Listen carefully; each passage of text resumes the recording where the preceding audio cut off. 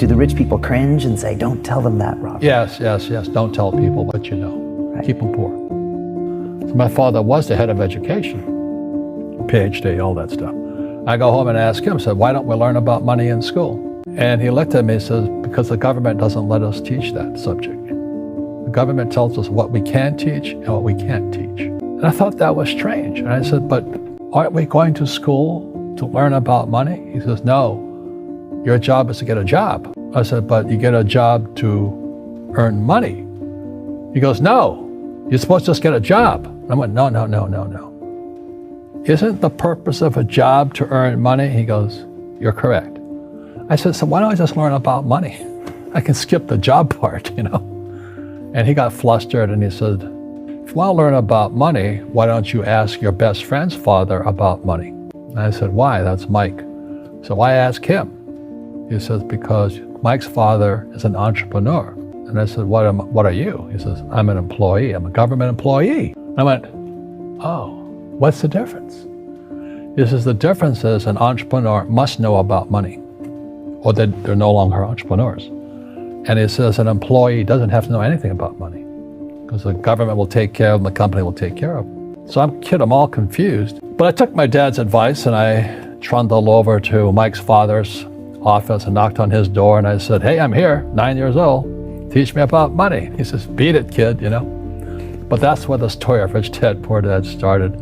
And finally, through persistence, my rich dad started teaching me about money on one condition. And that condition was he would never pay me. He says, the moment I pay you, you think like an employee. He says, that's the trap. Entrepreneurs work for free. And now I'm 9 years old, my head's going cracking in half. He says, you never want a paycheck. You understand that, kid? I said, okay, I got it. And he says, well, how do I make money? He says, that's what entrepreneurs figure out. It's like, so how do I learn about money? So he would just break out a Monopoly game board. So I would work for free. I'd pick up cigarette butts, and he had hotels and restaurants, and I would clean and do menial tasks. And as I got older, I started getting into office work and marketing and accounting, and I was an apprentice basically, but I always worked for free. And he would teach me about money, but the way he taught me about money was playing Monopoly. And I finally one day I got upset. I said, well, when are you going to teach me about money? He says, what do you think we're doing? We're playing Monopoly. He goes, no. What do you think we're doing? We're playing Monopoly. He says, what do you think we're doing? So I don't know. I'm teaching you about money. And then that's when, you have one greenhouse. He says, there's many formulas for great success in money. There's thousands of them. But one of the best ones is found on the game of Monopoly. It still is today. 4 greenhouses, 1 red hotel. I said, what? He says, one of the greatest ways to acquire great wealth is playing Monopoly in real life. 4 greenhouses, 1 red hotel. Went, is that all there is? He goes, that's it. And he says, what do you think I'm doing? And I went, I don't know. So then he took me out and he showed me his greenhouses. And 10 years later, when I was 19, I was now in school in New York, and I come back to Hawaii, and Rich Dad had bought the biggest piece of land smack dab in the middle of Waikiki Beach. And when you go to Waikiki Beach today, you'll see the Hyatt Regency Hotel. That was his hotel. Just like the game of Monopoly. Just like the game of Monopoly. Acquired assets and they became bigger assets. He just kept what's called an assemblage, because that property wasn't that big at the time. So he had to buy out all the small guys.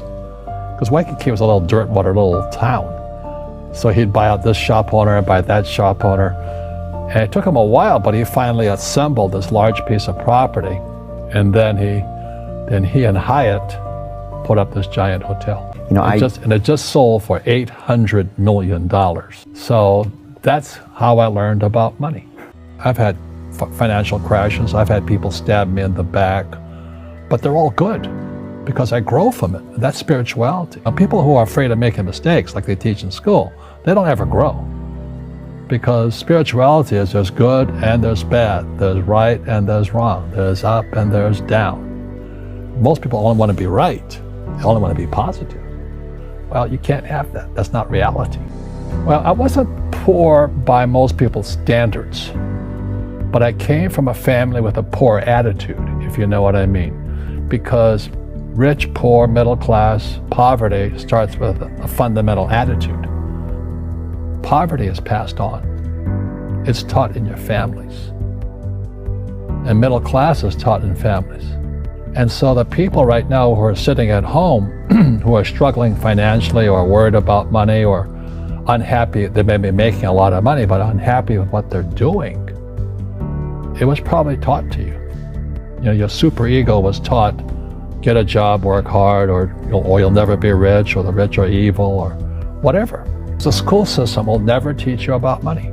The school system was designed to teach you to be an employee, which is important, or a doctor or a lawyer, a specialist, but never about money. And what most people lack is real business knowledge, like accounting, like debt, like taxes. You got to know that stuff, but they don't teach it in school to anybody. So, and then when people ask me, how did your rich dad learn this when your poor dad, a PhD, didn't? And the answer is very simply, my rich dad, who's my best friend's father, his father died when he was 13. So his rich dad had this family business at 13 to run. So he had to drop out of school, which was his blessing. There's blessings, and sometimes a blessing doesn't look like a blessing, but it turned out to be a blessing. And then his teachers became his bookkeeper, his accountant, his attorney, his banker, his real estate agents. So he has what I call real teachers, not these fake teachers in school. You see, most teachers in school, they're out of ethics. They teach subjects they themselves don't practice. I asked the teacher, I said, I'm in my third year of calculus now. It was called strength of materials. I said, am I ever going to use this stuff? He goes, no. I said, why do you teach it? He says, because I get paid. I said, do you ever use it? He goes, no. And that's why, you have to, in life, one of the things I suggest to people, you got to find a real teacher versus a fake teacher. And a fake teacher is somebody who doesn't do what they teach.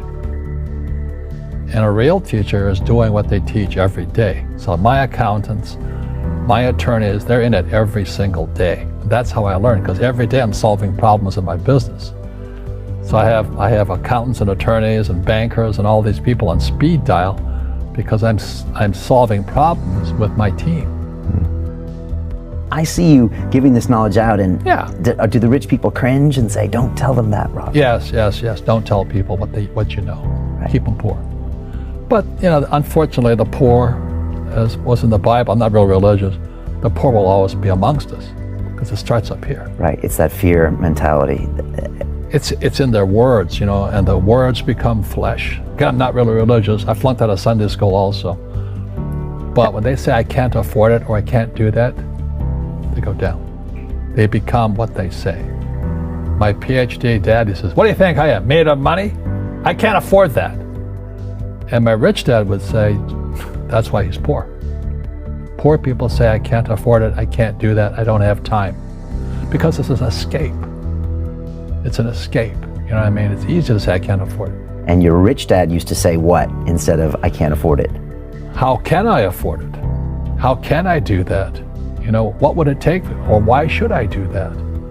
He says that a question opens the mind, a statement closes the mind. So when you say, I can't afford it, your mind shuts down, and you become what you say.